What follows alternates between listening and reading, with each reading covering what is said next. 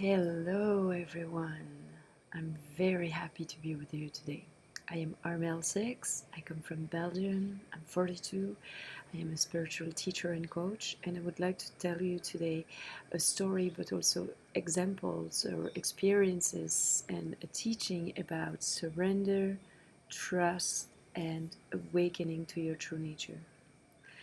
I want to talk to you about my life because in 2001, very abruptly, my almost 13-month-old son died. And you can imagine how it was terrible and how it was tragic and dramatic, and it completely changed my life. In the intensity of the pain that I felt, I only had now. I only had the present moment. It was so hard to face that and live that and face the missing feeling, and I never had to encounter such a suffering, such a deep pain in my life before. I wasn't prepared for that, and I felt like I would never be able to get up from it again, that I would never be able to live without him. But slowly I started to actually stop resisting the pain I was feeling and started to really surrender it. And when I started to surrender it, something changed in my experience. And slowly, I was crying when I was crying. I was being angry, not understanding. Whatever was there, I was actually feeling that. And in a few months, after only 2 months, I started to want to live again. I started to feel that I, I, I really wanted to live. Like I wanted to see my friends. I wanted to go back to work. I really wanted to live again.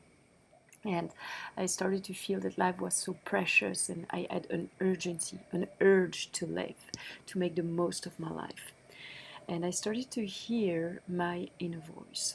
I didn't even know before that I had an inner voice, actually. I probably knew, like we all know, but we don't really know. Sometimes we have intuition, but we don't even know what it is because nobody ever spoke to us about that. That I was that one. And so I started to hear loud and clear thing in my head, in my heart. And for me, it was a voice to start. And I think that inner voices can be very different for each of us. It can be a feeling, a sense, a knowing. For me, it was a voice at first. And I started to hear that there was another life for me than the one I was living. I was surprised because although it was tough then, I really liked my life before. It's not like I didn't like it and I wanted it to change. I really liked what I was living and where I was in my life. But what is true too is that by being mother, I changed. I started to become a woman. I started to embody different qualities within myself to become more intuitive. Also, if you're a woman, you probably know what I'm talking about. When you're pregnant, when you give birth, you connect with a deeper part within yourself, and because you connect with it, you start to encounter a different part of you. So that's also something that has happened when being pregnant with my son and giving birth. I started to be different. I grew. I was only 23 back then, 22 when I gave birth, 23 when he died. But it totally changed me, and so I did start to outgrow my comfort zone and my habits already when he was there. And then when he died, it was like exponential. So the first thing was that, and then I started to hear that there was a woman in me that I didn't even know, but that wanted to emerge. I also had no clue what it meant because I wasn't in spirituality, I had no self help background, I wasn't in any of that. I just had a very normal life. I was working in a bank, giving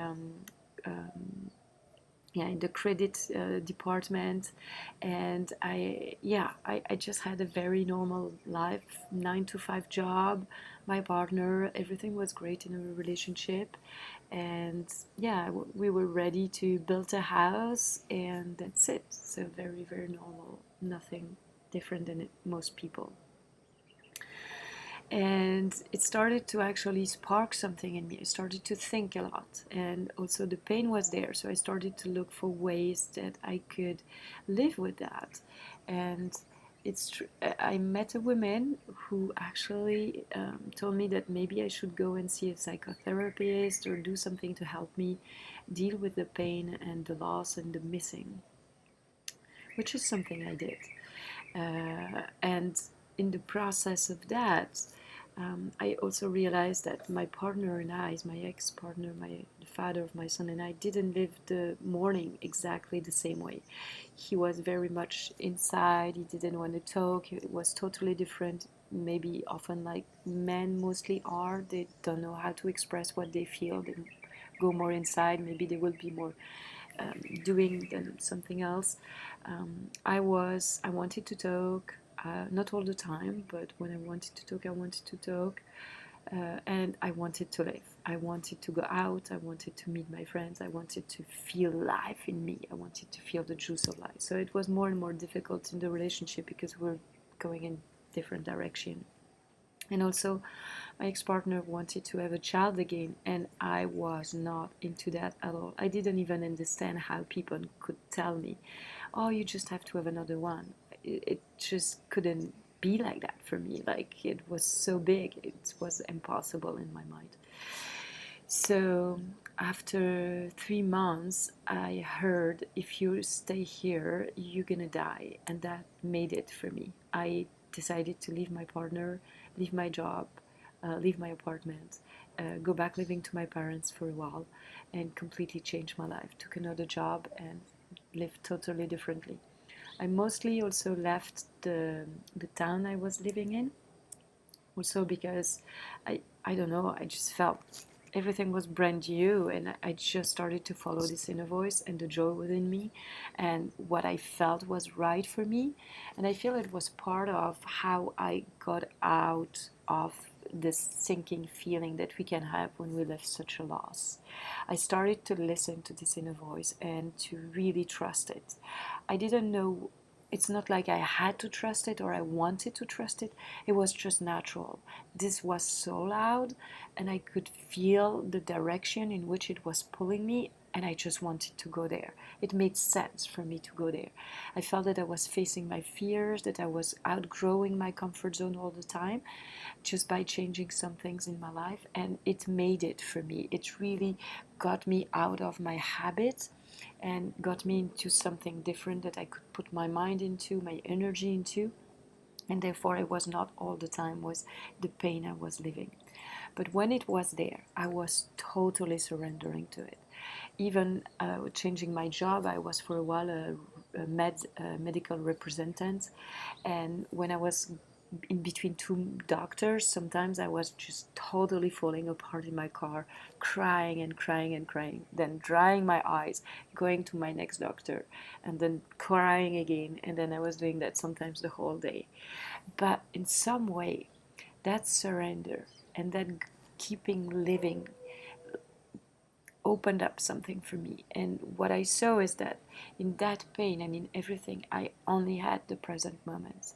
Because when my son dying, time totally stopped, and it felt like I had no future. Everything I had imagined with him was not there anymore. Everything I had built as a future, possible future, possibility for my life, was not there because he was not there. Therefore, I wasn't the same anymore. And one question that I was often wondering and asking myself was like, who am I? And also, what is life about? And I was constantly pondering these things. Like, if I'm not a mother anymore, because that's how I felt, as it was my only child. If I'm not a mother anymore, I am young, but I'm not a teenager because I became a mother. I, I don't know what is a woman. Who am I? And you know, in life, we most of the time define ourselves by the roles we play. We are a mother, a sister, a daughter, a brother, a father, a CEO, um, um, a friend, we are someone doing something for society. Anyway, we are something that we define ourselves with, and we think that's who we are. But what my son made me discover because that's what I followed on and I went on after his death, actually is that we are so much more than our personalities, than our role, and then our bodies even. And it's very important for what I want to talk to you about today. So bear with me, I'm there. I'm just taking a sip of tea to keep my throat going. So slowly, actually, that trust started to grow. Why? Because I started to follow this inner voice, to listen to it and follow it, and I started to see my life changing. I started to feel my heart opening up again. I started to feel myself stepping into the unknown all the time and being confident in it. I started to see that I had resources that I didn't know I had before. So, giving you a context, before my son died, I could never imagine living in another place than my hometown and being with other people than my friends. I was very introvert when I was outside of my comfort zone. So with my friends and my family, super extrovert, but outside of it, super introvert. And I couldn't go towards someone I didn't know. I couldn't engage conversation easily. I always had to be introduced first and people like getting me there. And then slowly, I could start to get to know new people, but it was a tough thing for me. And there I was, changing job, going to another town. So I was from a small town in Belgium, and there I was in Brussels doing a new training, meeting new people, and then slowly traveling in a totally new area in Belgium and going from places to places because I was a rep, a medical representative. So I was traveling in it, discovering new places, being with my map, being with my GPS, all the things that I didn't know of before, I was doing them. And I was constantly outgrowing my comfort zone, which made me realize that I had more resources inside of me, that I could actually go out of what I was used to, and it was fun. It was great. And so I started to live like that. And then suddenly my sister lived in Paris, so I was going almost every week in Paris. And life made it easy for me in a way because things started to shift also around me, which had and me have the desire to go towards them, and that also gave like sparks something new in me. And I started also to go on holidays, which I didn't like that even before. Started to go on holidays, started to take my car to go to the south of France, so 1,000 kilometers driving by myself. And I started to realize how much I love that, how much I love moving, traveling, driving, meeting new people, and that it was easier than what I thought. So as I followed this inner voice and I had all these nice experiences, it was reinforcing that I could trust that. I could trust life, even though my son had died and I felt like totally desperate with that and very hard to get up. I I also could see that there was a place in me where I could start to trust life. I had prayed God every day that he was in the coma. He was in the coma for 5 days. I prayed God every day. There was the sun rising above his bed, and every day I was seeing the sun rising. I was praying to God, don't take him, please don't take him. I'll do everything I can. I will pray every day. I'll change my life. Please don't take him. But it didn't happen. So in some way, it's like I was maybe even angry at God. I was not trusting. And what I was seeing there is that I could trust again. When I was following something deep within me and this inner voice, it was working. Something was working and it was making my life so much better. I started also to see the little things in daily life, the things that we miss and we pass by so easily. But there for me, it was like a ray of the sun on a drop of water was making my day. I was like, wow, I was seeing beauty everywhere. I was in wonderment most of the day. I was seeing the preciousness, and I really wanted to make the most of my life. So from living that, I started to live more and more and keep going like that. So when I was sad, it was still the same, because it lasted for at least a year and maybe more, where I was just, when I wanted to cry, I was just totally crying. When I was angry, I was angry. When I was missing him, I was missing him. Sometimes I would sing my heart out. I remember a song that made me so much think of him, and I would sing it and sing it. And my car was my favorite place because it was my safe cocoon. And I would sing my heart out so loud. And sometimes I would shout in my car the desperate cry of the hurt I was feeling inside of me. So, in a way, why am I telling you all that? Just to show you that that is surrender. That is living the feeling you have. And when you live such a loss, and when you live the loss of someone that you love, or even something that was very important for you, that you don't know who you are, and it changes your whole life, and you don't know how to live anymore because you feel lost without that person or that thing. Well, what happened is that emotions become very chaotic. And it's totally normal that it happens that way. It's because everything that we had suppressed before, now in this pain, we have opened up to actually feel in some way. And in this pain, all the stuff that was suppressed and back down start to come up. So that's why sometimes you live a mourning, and in this process of grieving, you actually allowed unconsciously, without knowing it, there's an allowance of all the things, all the griefs from the past that have not had any place, that now can come up. So sometimes you will even cry other things that just a person dying. So it will make it worse, it seems. But if you can just allow it and cry when you want, and be inward and not wanting to talk, and be silent and crawl down in your bed if you want to, just allow this flow. Rage, be angry, shout, sing, like just do everything, move, dance, do everything that will allow you to let all these feelings move through you, all these energies. Because what is emotion? It's energy in motion. Which means what?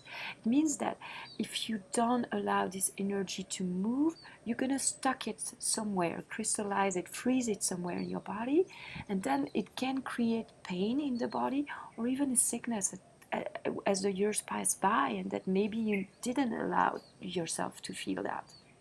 So the more you can allow the movement of the emotions, the more you'll actually regain life, energy, and also a sense of being alive. And if you follow this inner voice, if you start to listen to what feels right for you, to really be true to yourself, because I think that one thing that is also happening when you have such a deep loss is that life is not the same anymore. It's not the same thing that matter anymore. The things that were mattering before don't necessarily matter the same way, and new things matter far much more. So it's also disturbing because you don't know who you are. You start to behave differently sometimes, to think differently, to want to talk differently. I've met a lot of people in these years of also accompanying people to work through grief, um, that have said the same thing.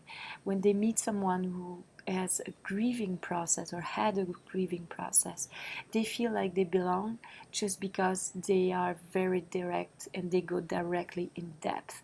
And that depth and that beauty of the depth that is allowed in someone that has suffered so much actually is priceless. So sometimes we're looking also for people who can understand us. I knew that I felt that nobody could understand me. So I was spending a lot of time by myself, and I only had one friend, my oldest friend, who really, with whom I could very much speak, and she could understand. She was a psychologist, and she was always telling me how she was amazed the way I was reacting, and talking to me about the normality of everything I was feeling. And it felt so good actually to meet right in that place, that she could see the aliveness in me, the courage, the wanting to live, the joy that was in me, the wanting, this urge to be alive. And she could also actually welcome the other part when I was like feeling not at all good actually. So it was really beautiful to have that in my life. And why am I saying that? Because the more I walked my path, and I didn't take in what people were telling me that wasn't resonating for me. I wasn't, for example, although I loved my family very much and my friends back then, I I wasn't necessarily talking about my son with them. Why? Just because they were only seeing the pain in me, and I couldn't bear that. I wanted to be alive. I was also alive. I wasn't just a mother who has lost her son. I was also a person. I was also a woman who wanted to live. And I still had this life in me. And very much so for myself, I wanted to live. I was feeling so much love within myself. I really felt that it's like my son woke me up to life. And instead of um, depressing, I actually became even more alive. I had an urgency to live. I really wanted to make the best of every day, every moment of my life. I really wanted to do what was very meaningful to me. So I changed my job, and I moved place. I left the father of my son just because I heard this inner voice saying, if you stay there, you're gonna die.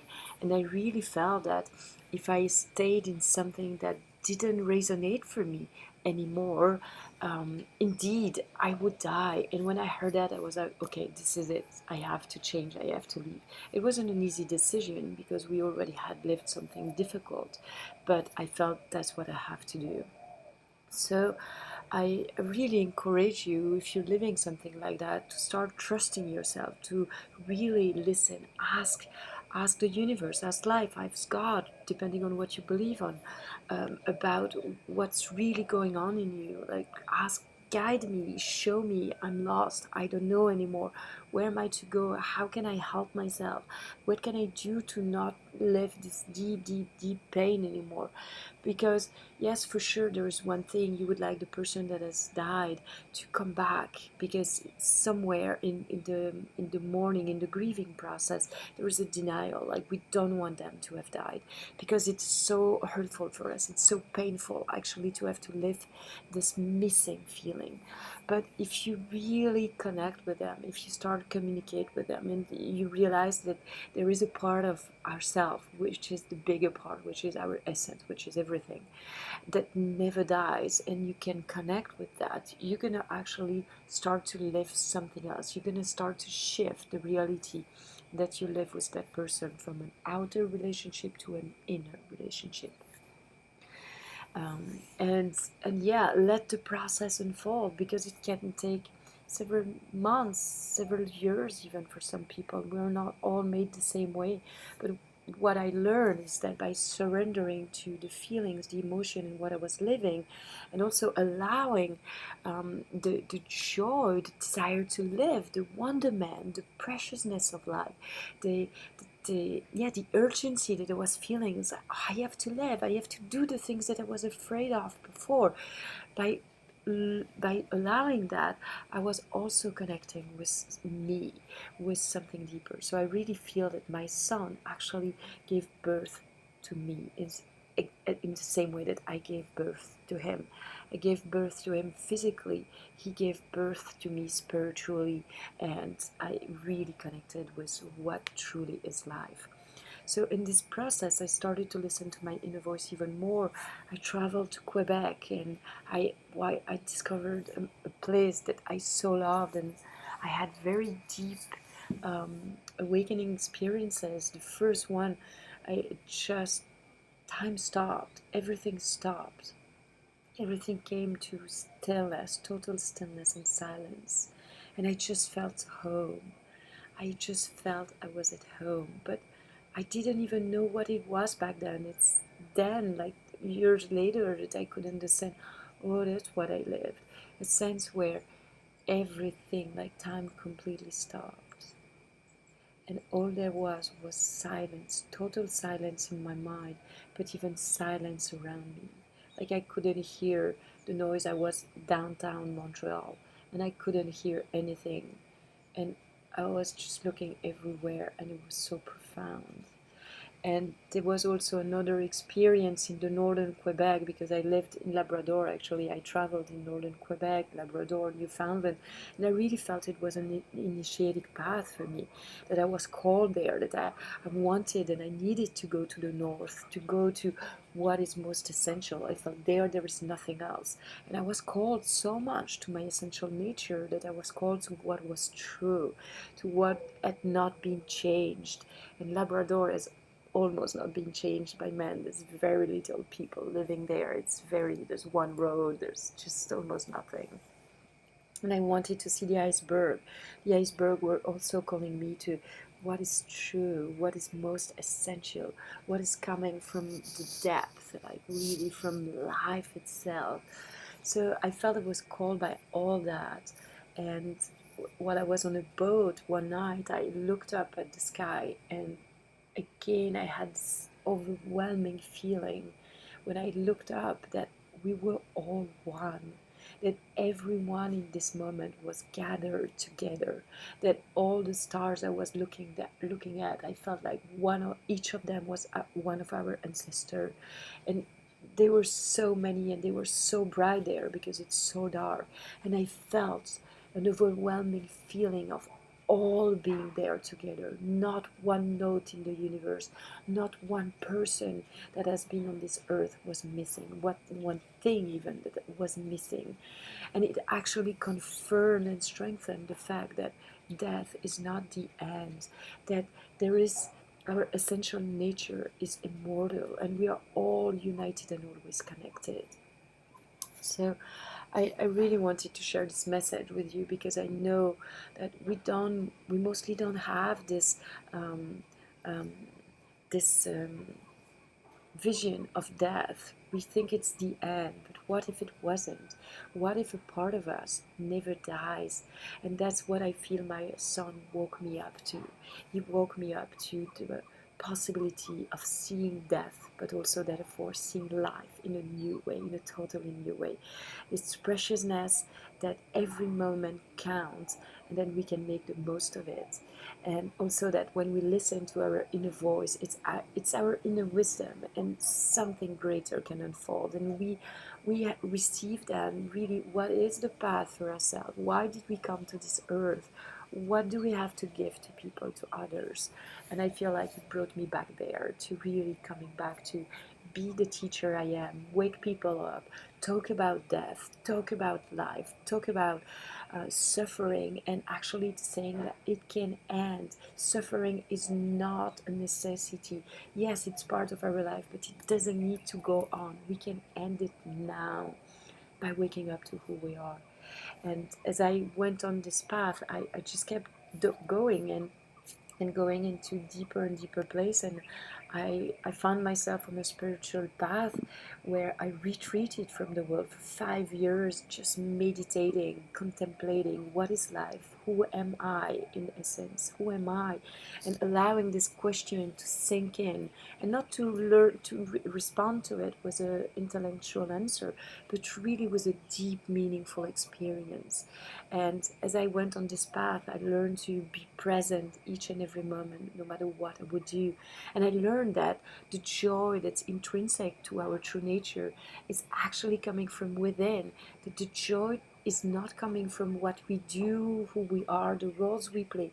The joy is coming from who we are, and being connected to our nature, to our source.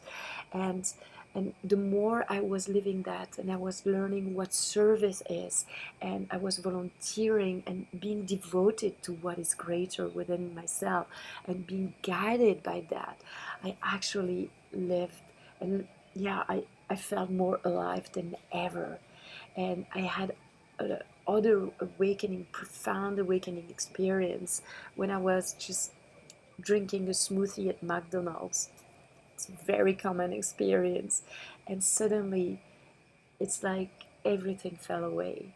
And there was all just, I would say, the fabric of the universe was shown to me. It wasn't even Armelle being there. I was part of the whole. There was only one tapestry, one big thing. There was a gas station in front of me on that side. I was sitting here. There were the mountains. I was in Utah. And suddenly, poof, everything like disappeared, was blended into one field, and I was part of that field, and there was just just that. I can't, trying to put words would actually go against the experience that was really there. I'm trying to do it just to explain, but and again, it was total silence. There was nothing. It was just that. And that experience very much changed and reversed my experience. Like it felt that it was a no return point.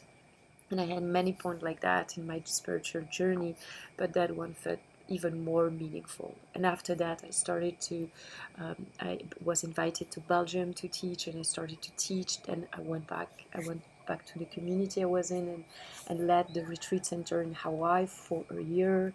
I was giving satsang every week, starting to teach with the teacher of the community in the States, because I was living in the States. And then at some point I was invited in France, and it totally took off, and I had so many and many invitations, and it just never stopped since then. It was in 2014, and it just became bigger and bigger. And you know, I'm saying that just because to tell you that when you are aligned with your true nature, when you are aligned with being, and that you are doing what you were called on this earth to be doing, and everything is given to you. And my whole practice during these 5 years was actually living the scripture, which is put God first, and all things will be added unto you. And it is so true. So that's why this whole video is about surrender, trust, and awakening. And it's also about aligning with your true nature, which will change your whole life. So I hope this video was helpful. I wish to meet you someday, somewhere, one of my workshops, satsang, retreat, an online course, an online conference or satsang. And yeah, I really wish you the best. I'm so with you wherever you are in your life, and I want you to know that there is another possibility. You don't have to be stuck where you are. There is a way that even if you seem to have everything today in your life, you can, and you feel something is still missing, there is more fulfillment for you, and it's by connecting with the truth of you. That's where you will find it. All the answers are within. They are not outside anymore. Feed yourself by going within, and you'll see how outside changes completely. I wish you a wonderful day, and see you soon. Thank you so much for watching.